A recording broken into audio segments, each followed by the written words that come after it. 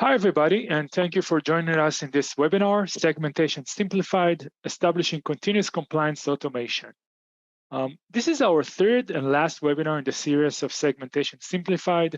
My name is Erez Tadmor, and I'm the Director of Product Management for Tufin Cloud Products.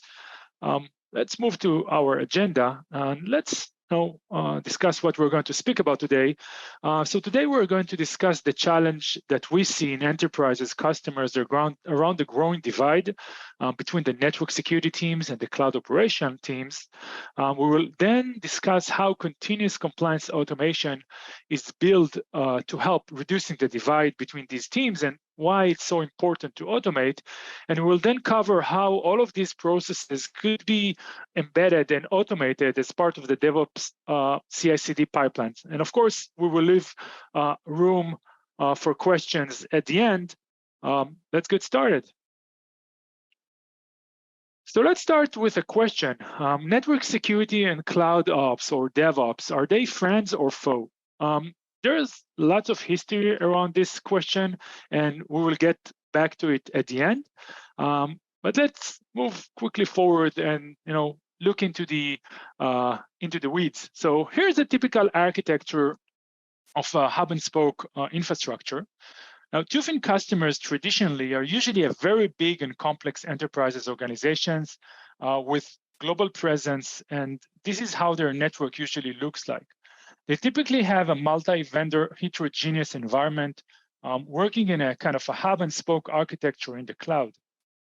The hub and the spokes architecture has created a situation where there is a global organization infrastructure that's been governed, managed, and also maintained by the network security teams, mainly managing the on-premises security controls, such as the firewalls, sometimes it's SSE or SD-WAN, maybe private cloud like infrastructure like VMware NS6 and so forth, but they also governing the security controls that sits in the hub. In the spokes, though, the infrastructure and security is usually managed by different groups due to the fact that they are usually serve a designated business unit. So, for example, a division of the organization, sometimes it's around separated geolocation or even products. While at the spoke serves as a segmented business unit that may serve different organizational divisions, sometimes they are serving different needs.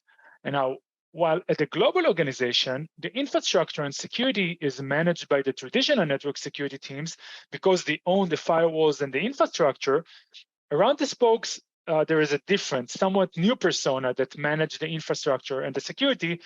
These are the cloud operation teams, also known as DevOps. While ultimately, the main mission of these teams is around access controls, agility, and compliance. Over the years, since the cloud computing started to emerge, it seems that these two personas are too often steering towards contradicting directions. On top of that, we're also seeing a growing use of network enforcement points than ever before. And these controls are not in alignment with the traditional network security responsibilities, which somewhat creates an even bigger divide between the different teams. As I mentioned initially, our customers' networks become more complex with the new technologies such as cloud, SD-WAN, SSE, or in short, SASE, which requires a broader management of network security across the hybrid networks in a more cohesive and standardized way than ever before. I would like to dive into the different goals that each persona in the organization have, and maybe that could explain why the divide is growing and moving into different directions. So when we look at the network security team, they have multiple missions. The first and foremost is manage network access and ensure security is maybe the most fundamental one. They will also be responsible for enabling users and privileges, protecting data, of course, and ensure governance. They will also work around identifying and monitoring cyber and security threats, and of course, ensuring the enterprise is compliant with the network from the networking standpoint. When we look at the cloud operational teams, however, they have multiple missions as well, but they are leaning more towards the rapidly delivering business due to the nature of the cloud environment. That said, Their mission is to drive more revenue for the business by enabling developers with what they need for a successful application delivery. They are constantly requiring to innovate and pave new ways to success.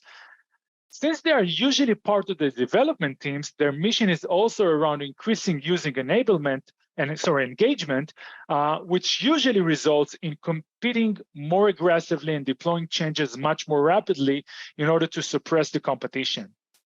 With that in mind, and in most of the cases, security is usually an afterthought that is not necessarily considered from the get-go. And this is a challenge. Now, these contradicting vectors result in constant growing divide between the network security team and the cloud operations. When we think about it, it creates various problems. First, it increases the risk because there are more blind spots and potential for a breach. Blind spots also causing a delay in response time, because if you don't see what you need to serve, it's a problem. You need to first understand what you have in your network before you could allow access into it. From DevOps perspective, when they are required to enhance security, it's usually resulting in slowing them down and they're unable to deploy applications as fast as they wanted to. Operational errors and, of course, audit routines will fail. And also, as a result of undocumented changes that happens outside of the network security scope, not to mention open up more access than really what's needed, that can cause significant data breaches, again, due to an over-permissive access allowance that not necessarily being thought by the DevOps when they allow the traffic.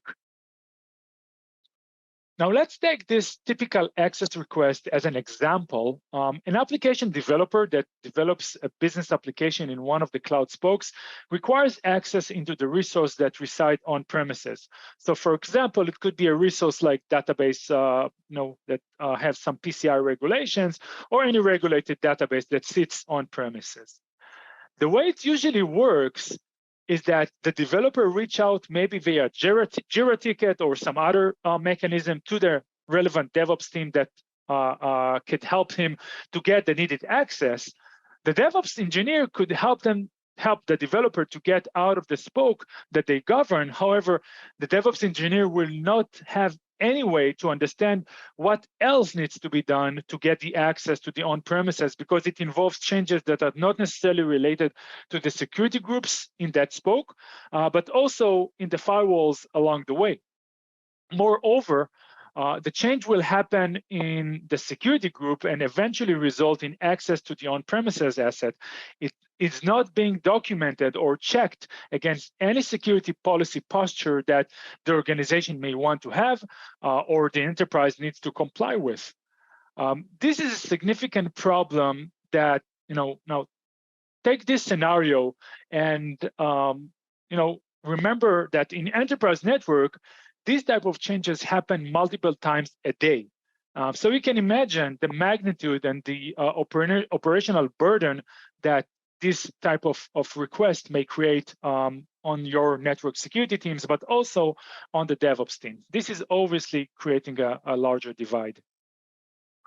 Now, before moving into the next part of the webinar, where we discuss proposed ways to accommodate the changes that we just described, we want to highlight a few quotes from interviews that we conduct with customers and prospects in that regards.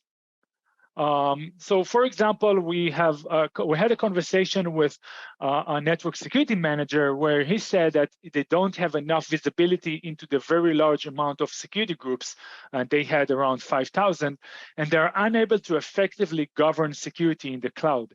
They are too small to chase all the changes done by the business groups, which are 50 different business groups. Think about groups as spokes. And again, this is very hard to do that manually. Another quote coming from a DevOps engineer actually is, compliance and regulation can be a blocker for our agility, for the DevOps agility. Last but not least, if someone makes a change to a security group, we have no way on finding out who did it and what were the circumstances. So this is obviously, the gist of the challenges that we hear from our customers around that environments. So let's discuss how we can take it from here. One of the most fundamental principles in security, which is also strongly echoed by zero trust architecture, is that there is a need to continuously maintain a security policy.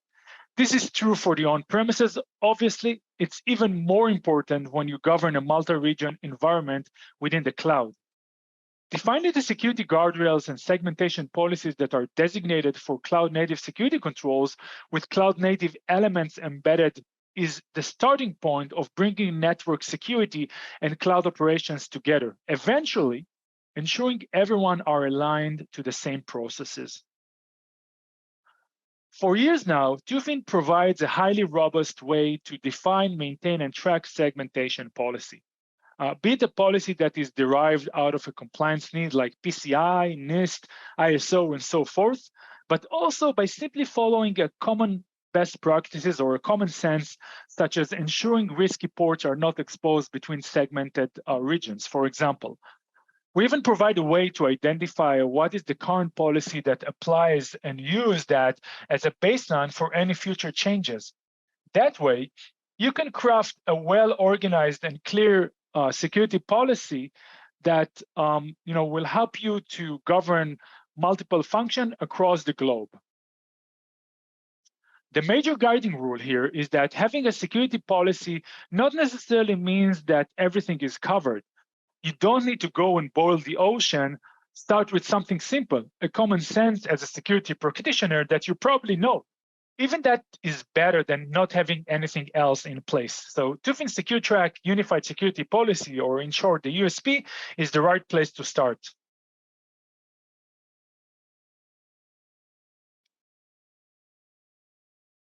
After the initial policy is defined, Tufin will start helping you by identifying all the network places and all the security consoles where this policy that you told Tufin is your source of truth is out of compliance. So for example, we will identify security rules in your firewalls that are providing access that you don't want to have. You can then go and fix it using Tufin automation products like Secure Change. Although this is a reactive approach and good as a starter, things become much more scaled when going forward. Any change that happens in your network will always be vetted against the security policy before it's actually implemented. And this is why we call it continuous compliance automation. So no matter what happens in your network, any change that traverses your network will always be vetted before the change happens against the security policy that you define in Tufin. Now, going into the cloud, obviously, the same controls and infrastructure that's being used on premises will not necessarily be enough. While IPs and subnets are the most prevalent ways to define firewall rules on premises, in the cloud, there are different controls that apply and should be leveraged, obviously. This is why Tufin's cloud security policy is not only based on IPs, but we also based the policy in the cloud based on different criteria like tags, regions, accounts, and so forth. So for example, you can ask Tufin to define a security policy such as assets that own a certain tag, for example, a tag named production, will not have any type of connectivity with assets that has a different tag like dev or development. This is a known best practices, right? You don't want to have any connectivity between your production environment and your development environment because your development environment is usually much more raw, having more assets which are exposed, and you don't want to have any connectivity between the production environment that runs and serve a certain business need and your development environment. So using that kind of definition, you could define a security policy into Tufin, and what will Tufin do is going forward, we will identify all of the assets that actually do have access between development environment and your production environment, highlighting these, and of course, showing you exactly where you deviate from the security policy that you want to have. And this is what we call continuous compliance automation. So now let's kick back and see where DevOps kicks in here. So if on premises, the way to accomplish continuous compliance automation was happening as part of Tufin's Secure Change, In the cloud, you want to ensure that the personas that are providing access to the infrastructure understand whether they're about to do a security violation, and if they do, they will be able to fix it before they do that.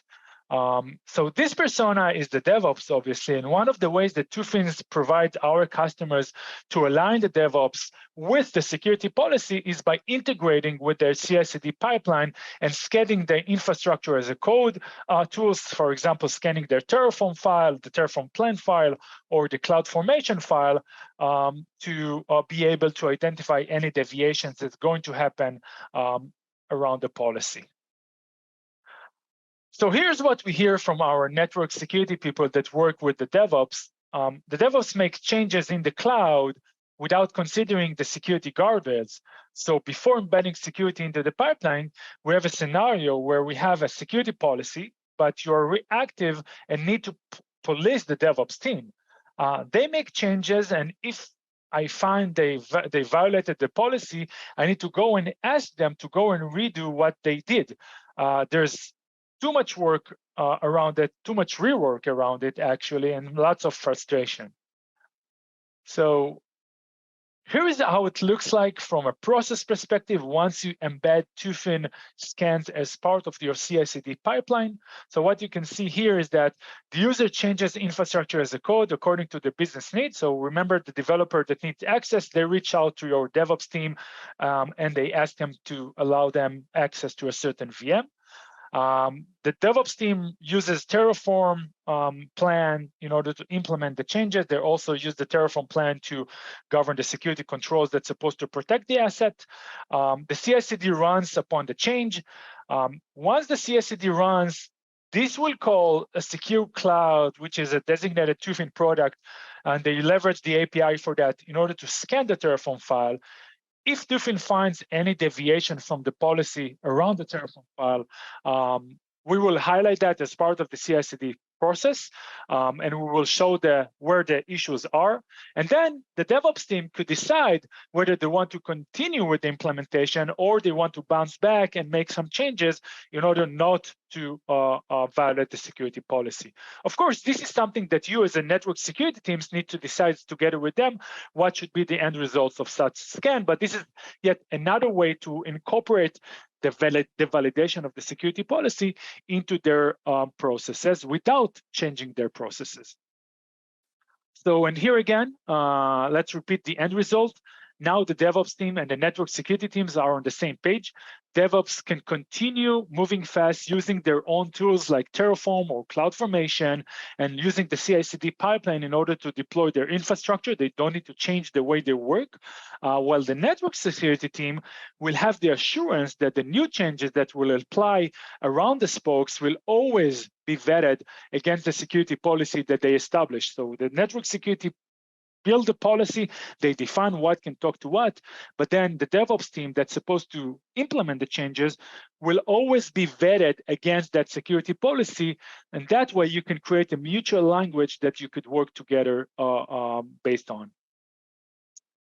The end result, network security and cloud security now work better together, ensuring agility by continuing using the same tools that they help the organization to move rapidly in the cloud, but all of that without sacrificing any security and ensuring changes are checked before they happen and not after. This is what we call the shift left kind of approach, and this is why Tufin is a continuous compliance automation tool that can help you to accomplish that type of a challenge. We will open up the line now for any questions, so feel free to submit any question that you might have or already had in the Q&A tab, and we will address them.